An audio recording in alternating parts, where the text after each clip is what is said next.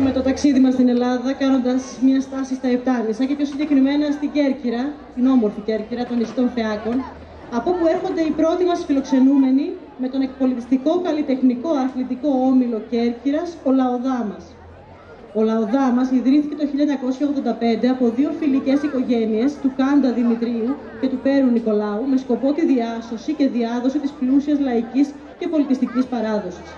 Δημιουργήθηκαν οι πρώτες χορευτικές ομάδες και σήμερα είναι υπερήφανοι για τα 120 ενεργά μέλη όλων των ηλικιών. Ο Σύλλογος διαθέτει συμπληρωματικά θεατρική ομάδα, η οποία στο τέλος κάθε σχολικής χρονιάς ανεβάζει δωρεάν για το κερκυραϊκό κοινό θεατρικά έργα ποικίλου περιεχομένου.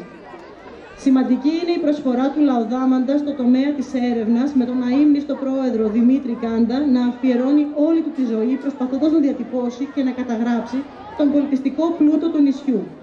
Πιο συγκεκριμένα, συνέγραψε το Λεύκομα για την Κερκυραϊκή Φορεσιά, τη λαογραφική αποστολή Διαποντίων Νήσων, τα καΐκια της Λευκήμης και τους παραδοσιακούς χορούς της Κέρκυρας.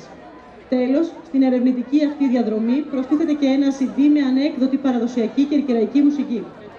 Αυτή τη στιγμή το πρακτικό πλαίσιο έχει αναλάβει η κόρη του Δημητρίου Κάντα, Μαριλένα, καθηγήτρια φυσικής αγωγής με ειδικότητα τον παραδοσιακό χορό, απόφοιτης σε ΕΦΑ Αθηνών και μεταπτυχιακή στην ειδική αγωγή, όπου με αξιοπρέπεια ακολουθείται η βαριά αυτή ιστορία του Συλλόγου.